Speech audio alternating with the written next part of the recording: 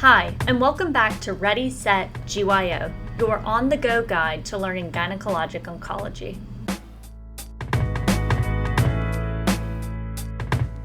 I'm Sydney. And I'm Maya. This is a podcast for fellows by fellows. We are here to help you explore the diagnosis and treatment of gynecologic cancers, master the standards of care, and stay on top of new practice-changing publications. Let's get ready to GYO! Hi listeners, glad to have you back with us. Last episode, we explored tumor growth and principles of chemotherapy. It seems only natural that we devote this episode to talking more specifically about some of our commonly used cytotoxic therapies in gynecologic oncology. Specifically, we'll discuss in detail mechanisms of action, side effects, and other considerations of individual cytotoxic agents used in the treatment of uterine cancers. Discussion of cytotoxic agents used in other disease sites, immunotherapies, biologic agents, and PARP inhibitors will be deferred to later episodes in the podcast. Maya, where should we start? In the treatment of uterine disease and in treating disease of other primary sites, there are so many options for therapy and essentially limitless information that we could discuss.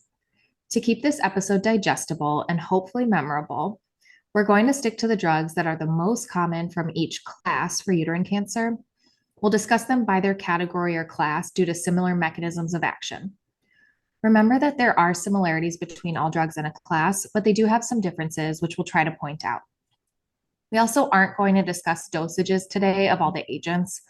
These can be found in many places, but the publication Anti-Neoplastic Therapy for Gynecologic Malignancies has a succinct review of all these most common agents, including dosing. We'll put a reference to that in our website. Carboplatin and paclitaxel form the backbone of therapy for many of our gynecologic cancers, including upfront endometrial cancer systemic therapy. It is also used for the majority of stage 2 to 4 ovarian cancers, with the exception of malignant germ cell or sex cord stromal tumors. In episode 3 of Uterine, the advanced and recurrent disease episode, we discussed the trials that led us to carboplatin and paclitaxel as standard of care.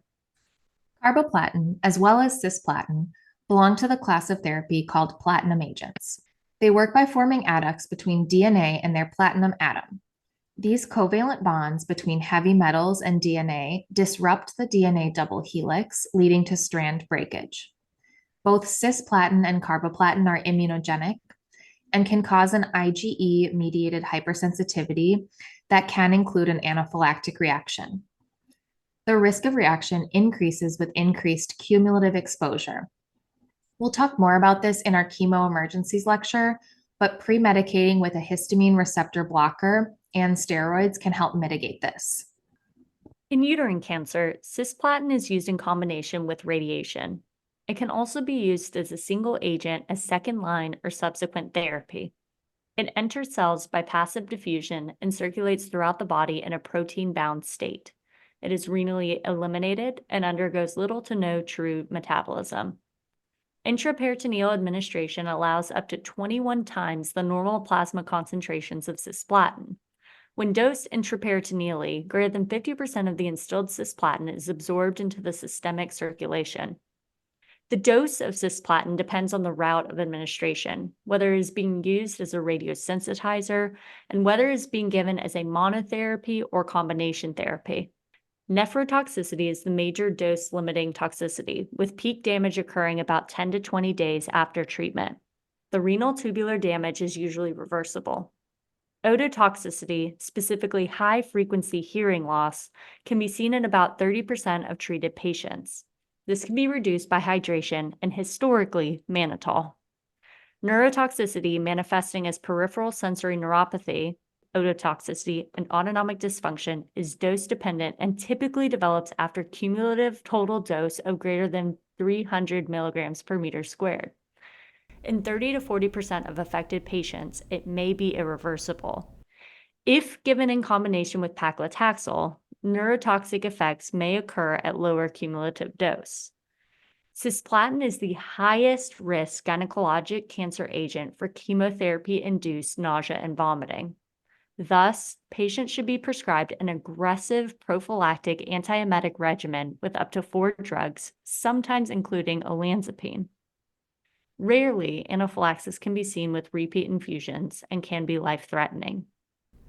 Maya, why is carboplatin and not cisplatin the standard of care for upfront therapy for uterine and other gynecologic cancers? Carboplatin has a similar mechanism of action as cisplatin. And as we discussed in our previous episode, it has been shown to have equal efficacy to cisplatin. It also has much less toxicity. It's excreted renally, but employs the renal tubules much less and thus has less nephrotoxicity than cisplatin does.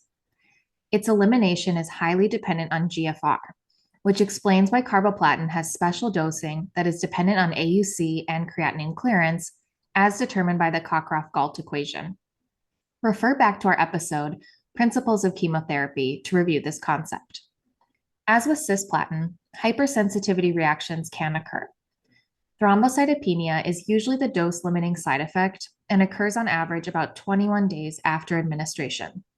Other cell lines can be affected as well. It's very important to remember that when giving combination therapy, paclitaxel must be given prior to carboplatin, otherwise significant myelosuppression can occur. As mentioned, side effects are less severe than that of cisplatin in regard to nausea and vomiting, neurotoxicity, and nephrotoxicity. Sydney, can you tell us a little bit more about paclitaxel, the other piece of our uterine backbone? Of course. Let's talk about our plant-derived agents. Shout out to the vegetarians out there.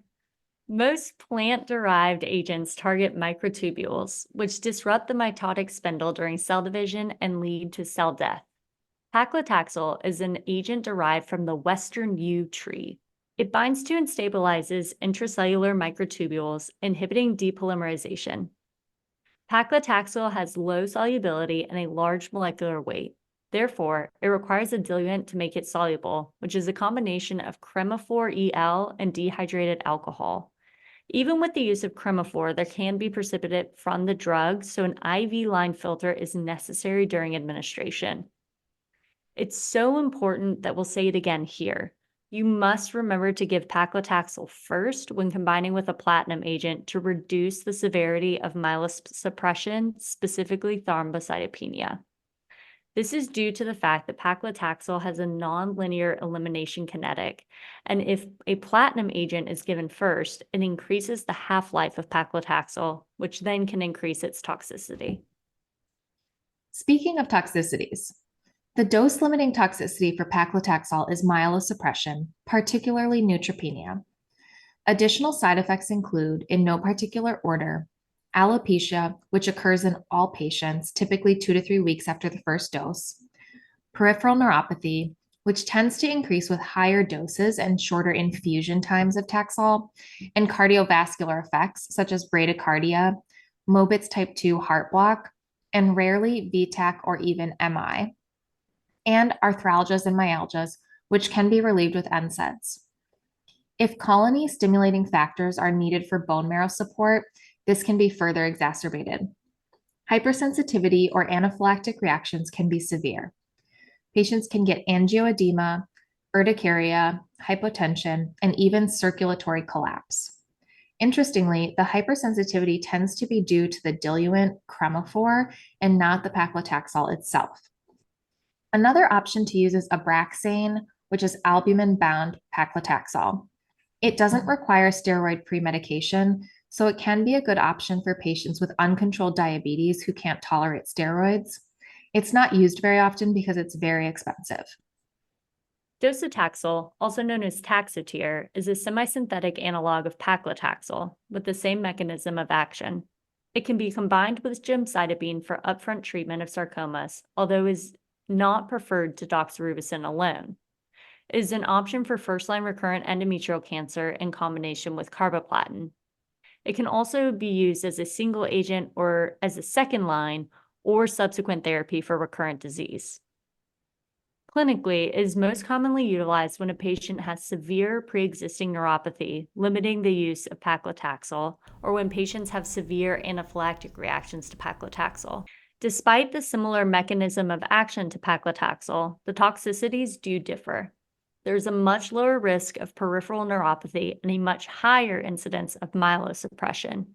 In practice, docetaxel is almost never given without consideration of addition of a GCSF and is considered an immediate to high risk for development of febrile neutropenia. Cardiovascular effects of fluid retention and serositis can be seen. Steroid administration 1 day prior and 2 days following infusion can decrease fluid retention and edema. Topotecan is another plant-derived option for subsequent therapy in recurrent endometrial cancer. It inhibits topoisomerase 1, thereby creating single-stranded DNA breaks. The dose-limiting toxicity is myelosuppression, specifically from neutropenia. Unfortunately, adding granulocyte colony stimulating factor doesn't increase the tolerated dose. Nausea, vomiting, diarrhea, mucositis, alopecia, and rash can also be seen. Because topotecan is generally used as a later line of therapy in endometrial cancer with more of a disease control intent rather than cure, patients are often started at a 20 to 30% dose reduction. A weekly regimen is often used over the 5-day daily infusion to increase tolerability and decrease myelosuppression. The vinca alkaloids include vincristine, vinblastine, and vinorelbine. This class inhibits microtubular polymerization, thereby leading to mitotic arrest. Vinorelbine, when combined with gemcitabine, is an option for second-line and subsequent therapy in uterine sarcomas. Vinca alkaloids are similar to taxanes in mechanism and toxicity profile, with neuropathy and alopecia being the unwelcome side effects. Etoposide is another plant-derived agent that is used in gynecologic cancers, although not in uterine cancer. We'll revisit this in our sex cord stromal and germ cell tumor episodes.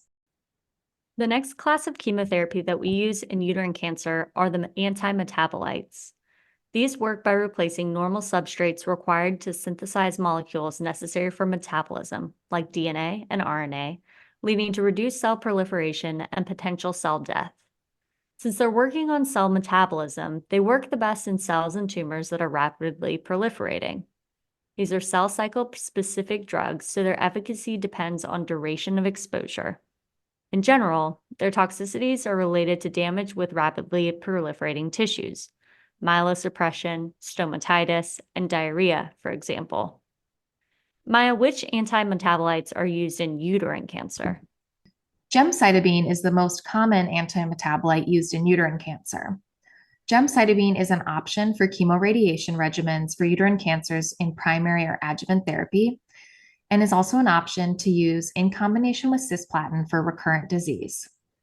It's a cytidine analog, but its effect is not limited to the S phase of the cell cycle, so it likely has other mechanism by which it acts. Myelosuppression is a common toxicity, and a rare complication can be development of thrombotic thrombocytopenic purpura. Patients can also rarely develop radiation recall, which is an acute inflammatory reaction that occurs only in previously irradiated areas and is triggered by the administration of chemotherapeutic agents after radiation. Other toxicities include transaminitis, hematuria, proteinuria, pneumonitis, somnolence, and headache. Patients not uncommonly experience flu-like symptoms with low-grade fevers 24 hours around the time of infusion. Other antimetabolites used in gynecologic cancers are fluorouracil or 5-FU, capecitabine, and methotrexate. The next class are the alkylating agents. These substances have positively charged alkyl groups that bind to negatively charged sites on DNA. They create DNA adducts that lead to single or double-stranded DNA breaks or crosslinks. Cellular repair mechanisms have trouble repairing this damage, and combining these with DNA repair inhibitors may increase the potency of these agents. Cells can develop resistance to alkylating agents by overexpressing a heavy metal chelator called metallothionein, which provides alternate targets for the alkylating agents, reducing efficacy. Alkylating agents vary a lot within their group in regards to pharmacokinetic and toxicity profiles. Ifosfamide is the alkylating agent most associated with uterine cancer. Recall that ifosfamide was traditionally used for carcinosarcoma. As we've moved towards carboplatin and paclitaxel for upfront treatment of carcinosarcoma, ifosfamide has been relegated to an option for second-line or subsequent therapy. It's also listed as a preferred option in the NCCN for first-line therapy when combined with doxorubicin. However, recall that we discussed in Uterine Part 4 that multiple studies have shown no increased benefit and increased toxicity when adding agents to doxorubicin alone for uterine sarcomas. And as such, doxorubicin alone is still the preferred first-line therapy. What else do you know about ifosfamide? So the prodrug from ifosfamide requires hepatic activation. It's cleared renally, and patients with renal insufficiency are at higher risk for toxicity.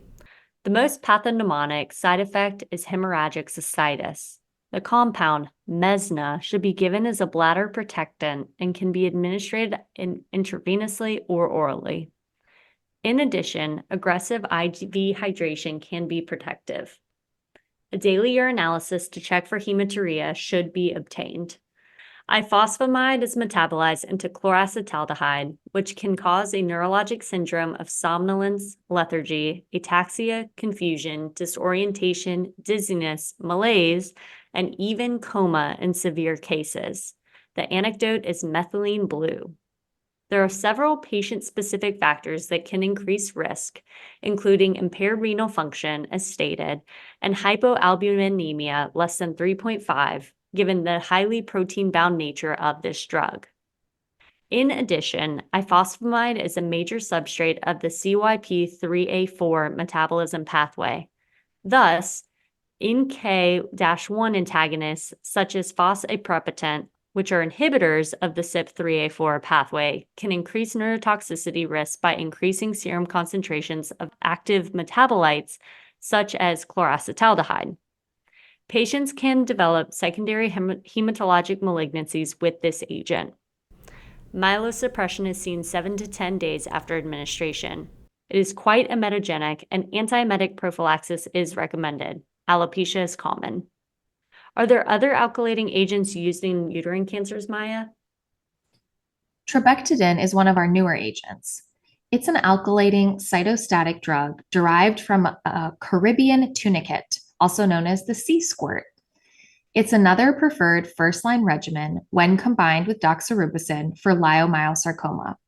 It is also preferred as a single agent for recurrent leiomyosarcoma previously treated with an anthracycline. The mechanism of action is incompletely understood, but we do know that it binds to the minor groove of DNA, bending the helix, which then alters transcription and DNA repair. It's also thought to alter the tumor microenvironment. Side effects include neutropenia, thrombocytopenia, nausea and vomiting, transaminitis, fatigue, and hypersensitivity reactions. It's important to check the creatinine phosphokinase or CPK levels with each cycle, as it can become increasingly high with treatment, rarely resulting in rhabdomyolysis. It can also cause cardiac toxicity, and periodic echocardiograms are recommended. Cyclophosphamide is another alkylating agent used in other disease sites in gynecology. The next class of drugs are the anti-tumor antibiotics. These are mostly derived from fermented fungi. Most are cell cycle nonspecific and work via DNA intercalation. Doxorubicin is an anthracycline and is the preferred first-line therapy for uterine sarcoma as a single agent. It can also be combined with other agents, such as trabectedin, for leiomyosarcoma. It is also used in recurrent endometrial cancers or sarcomas, both as monotherapy and combination therapy. It has multiple mechanisms of action, including inhibition of topoisomerase II, thereby creating double-stranded DNA breaks, DNA intercalation, and formation of free radicals. It is sometimes referred to as the, quote, red devil by patients owing to its bright red color, which often turn excretions orange. One of the unique and quite concerning side effects of doxorubicin is cardiomyopathy. This is thought to be due to the free radicals created by the compound and the lack of catalase enzyme to neutralize them in cardiac muscle cells. Prior to initiation of therapy, a cardiac evaluation with measurement of ejection fraction should be performed. A follow-up cardiac evaluation should be performed at a total lifetime dose of 300 milligrams per meter squared. Therapy should be discontinued if the left ventricular ejection fraction decreases by greater than or equal to 10%, which typically correlates with a left ventricular ejection fraction of less than 50%. Total lifetime doses of greater than 550 milligrams per meter squared are associated with a much higher rate of cardiomyopathy, and a lot of institutions have implemented a lifetime limit of doxorubicin to reduce the risk of cardiac disease, which is irreversible. The compound dexrazoxane can be helpful for cardioprotection, but may also decrease efficacy of doxorubicin. The dose-limiting hematologic side effect is leukopenia. Thrombocytopenia can be seen. Patients can be at risk for secondary hematologic malignancies. The other unique side effect of doxorubicin is vesicant injury. Extravasation of the drug can lead to skin necrosis and sloughing. Pegylated liposomal doxorubicin, aka Doxil, has the same mechanism of action as doxorubicin, but has different pharmacokinetics and toxicities. Due to its liposomal encapsulation, which is surrounded by a dense layer of polyethylene glycol, or PEG, it's a much larger molecule, and it can't enter tissues with tight capillary junctions easily, such as the heart and the GI tract. This property allows it to preferentially target tumor tissues, as tumor vessels are characteristically leaky. A unique toxicity seen is palmar-plantar erythrodysesthesia, also known as hand-foot syndrome. Fun fact, this occurs to its liposomal pegylation, trapping it in the skin layers. This manifests as painful swelling and redness in the palms and soles.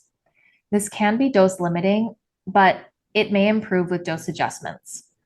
Cardiomyopathy is much less common than that seen with doxorubicin, and there's no lifelong dose limit. There is a rare chance of secondary malignancies of the head and neck associated with high lifetime doses. Clinical dosing often differs from the published dosing of 50 milligrams per meter squared. In practice, it's rare to give as a single agent at doses higher than 40 milligrams per meter squared, and is often dose reduced to 30 milligrams per meter squared when given in combination with carboplatin. This is an attempt to reduce the risk of PPE and mucositis. Bleomycin is another anti-tumor antibiotic used in other gynecologic cancers. We'll discuss this cytotoxic chemotherapy further during our sex cord stromal tumor and germ cell tumor episode. All right, that's all we have. So today we reviewed cytotoxic therapies used in uterine cancer. The agents specifically reviewed were cisplatin, carboplatin, paclitaxel, docetaxel, topotecan, gemcitabine, ifosfamide, trabectedin, doxorubicin, and Doxil. We know that this was a lot of specific information, and we appreciate you hanging in there with us. So we will forgo takeaways for this episode. You'll likely need to listen to this one a few more times, and I bet each time you'll remember something new each time you do. This has been another episode of Ready, Set, GYO, your source for all things gynonc. If you'd like to check out today's show notes, take some practice questions, or explore resources we use to create the podcast, head to readysetgyo.com, the companion website for our podcast. We encourage you to reach out if you have ideas for new episodes, questions or comments about existing episodes, or thoughts of how we can make this podcast even better suited for you. We're excited to continue to learn with you. To stay up to date on all things Ready, Set, GYO, check out our Instagram and Twitter at ReadySetGYO. To support us and our production of future episodes, check out our Patreon at ReadySetGYO. This episode was recorded by Sydney Oesch and Maya Gross. Our sound editor is Brogan Brown. Our media and website manager is Sky Jacobson. We'd like to thank Jen McDonald, faculty at the Medical University of South Carolina, who reviewed the content of this episode for accuracy and completeness. Sydney and Maya signing off.